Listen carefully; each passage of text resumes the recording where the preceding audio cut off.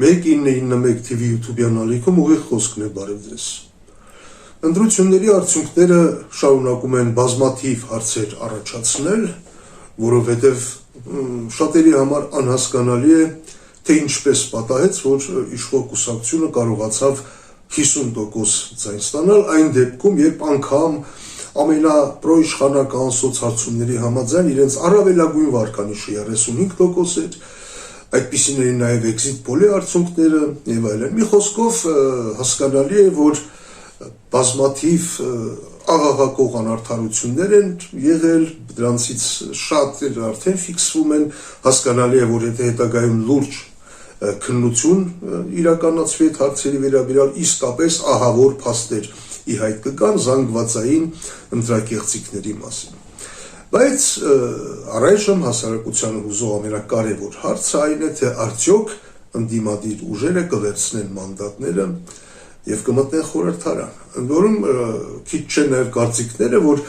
պետք է հրաժարվել մանդատներից, որովհետեւ դա կլինի բարոյական հաղթանակ, դա կապան լեգիտիմացնի իշխանություններին եւ հաջորդ խորհրդարանների աշխատանքը ընդհանրապես, դա հնարավորություն կտա համախմբել հասարակության ընդդիմադիր հատվածին եւ այլն։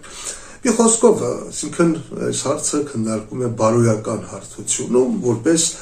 բարոյական հաղթանակին ուղղված քայլ, դե բարոյական հաղթանակի մասին առանձնապես չծավալվենք, որովհետեւ մեր հասարակությունը վաղուց կուշտ է դրանից եւ այդ մանդատներից հրաժարվելն էլ, այդ նեղացածությունն էլ, հիշում եք ռուսական ասացված կա, չէ, նա բիժնных воду возит, մեղմ ասած։ Ինչևէ, ամեն դեպքում այս հարցը մանդատները վերցնել թե չվերցնել, պետք է դիտարկել հետագա պայքարում արդյունավետության տեսանկյունից, պայքարի արդյունավետության տեսանկյունից, թե որ քայլը ավելի արդյունավետ կլինի, եթե հասարակությունը 50%-ից ավելի, որը ձայն չի տվել իշխանություններին, շարունակում են պայքարել, մտադիր է պայքարել։ Ի վերջո այս ընտրությունները ոչինչ չի ավարտվել, առաջիկայում շատ ավելի լուրջ խնդիրներ են լուծվելու, այսպես կոչված խաղաղության բանակցություններն են շարունակվելու, սահմանազատում, մենք պիտի հասկանանք, թե ինչպես ենք Ռուսաստանի հետ հարաբերություններում առաջ շարժվում, հանրակվեն ինչ է լինելու սահմանադրական փոփոխության։ Մի խոսքով բազմաթիվ հարցեր կան, պայքարը պարզ ասած նոր միայն սկսվում է եւ այդ պայքարի տեսանկյունից որն է ավելի ճիշտ, վերցնել մանդատները, թե չվերցնել մանդատները։ Ինչ է տեղի ունենում, եթե ընդդիմությունը հրաժարվում է մանդատներից եւ այսպես ասենք բարոյական հաղթանակ է տվում։ Տեղի է ունենում այնախ, որ իշխանությունները բացարձակապես դրանից իրենց վատ չեն զգում, գնում են, հավաքվում են ազգային ժողովում իրենցով, իրար գովաբանում են, իրար ծափահարում են, ինչպես խորհրդային հին բարի ժամանակներում, ԽՄԿԿ համագումարներում, եթե ինչ-որ մարդիկ մոռացել են այդ մթնոլորտը, այդ միջավայրը, կարող ենք հիշեցնել, խնդրեմ։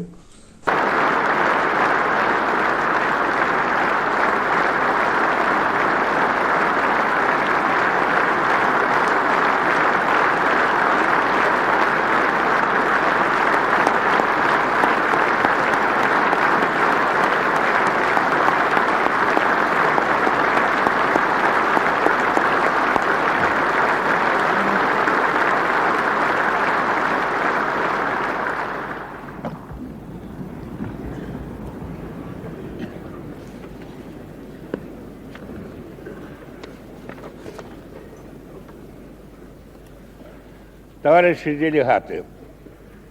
на 25-й съезд Коммунистической партии Советского Союза избрано 4998 делегатов. Ահա այդպես իշխանությունները առանց որևէ խոչընդոտի ցույց են տալու հասարակությանը, որ նրանք ապրում են, ինչպես առաջին ասում, հայլուրի կամ հիմա հմերկի Հայաստանում։ Առանց որևէ պրոբլեմի, առանց խնդրի, իրենք իրենցով։ Առաջ են մնում եւ դրանից բացարձակապես իրենց ավելի վատ չեն զգալու։ Իսկ ինչ է լինում, եթե ընդդիմությունը վերցնում է մանդատները։ Այդ դեպքում, եթե մտադրություն կա շարունակել պայքարը, իսկ այդպիսի մտադրություն ակնհայտորեն պիտի լինի, որտեղ հասարակության 50%-ից ավելին իշխանություններին ձայն չի տվել։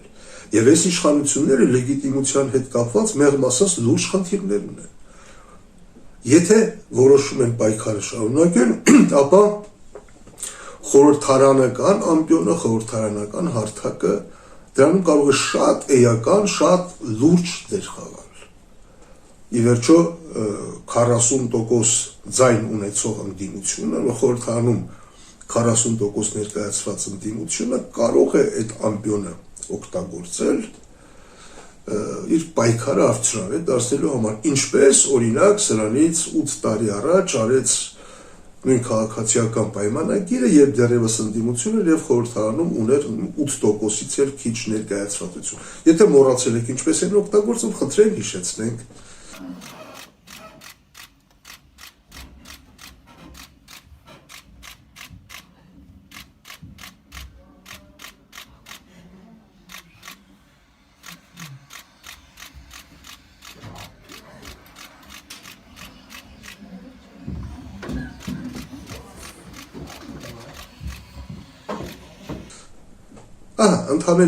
8% ունեցող ուժը տեսեք թե ինչ արդյունավետորեն է օգտագործում խորհրդարանական ամբիոնը։ Այդ չխոսենք այն մասին, որ Նիկոլ Փաշինյանը ընդդիմադիր եղած ժամանակ հենց այդ նույն նրա ելույթները ինչքանով նպաստեցին, չէ, իր հեղափոխությանը։ Ինքնակամ հրաժարվել այդ զենքից կարծում եմ անիմաստ է, անտրամաբանական է, եթե անգամ առաջին հայացքից կարող է դա գեղեցիկ թվել։ Կարծում եմ ընդդիմությունը անպայմանորեն պիտի վերցնի այդ մանդատները, որովհետև էլի եմ ասում այդ նեղացածությունը չի հասկացվելու եւ առավելևս կոնկրետ պրագմատիկ, եթե այդ հարցության մեջ ենք նայում այս ամեն ինչը, դա կօգնի ոչ միայն իրենց պայքարին, այլև հասարակության 50%-ից ավելի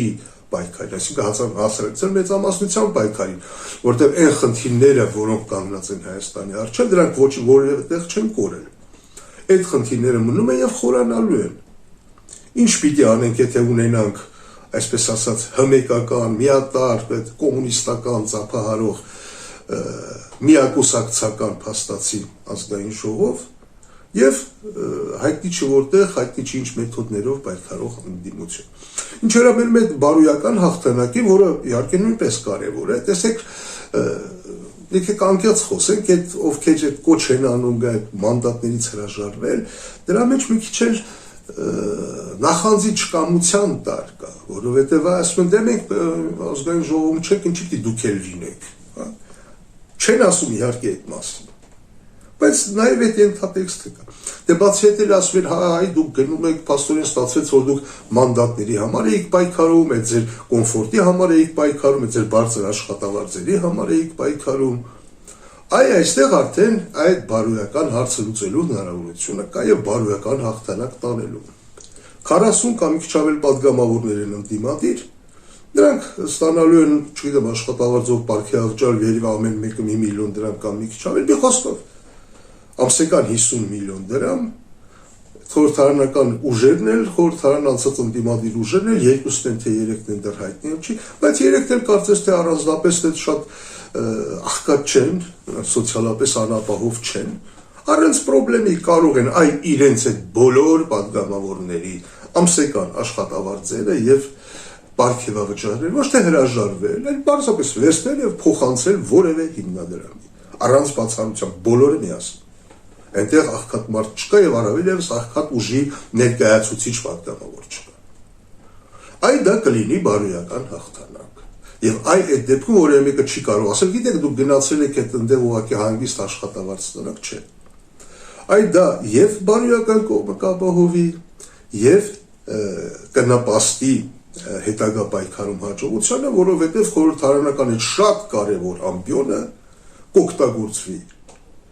ի նպաստ այդ պայքարի, առավել եւս եւ թույլ չի տա, որ ԿՊԱ-ական միանձնյա այդ քարոզչությունը լվա մարդկանց ուղեղները։ Ի վերջո, եթե այս հասարակության պրոբլեմը այն էր, որ իշխանությունները խափում են մարդկանց, ապա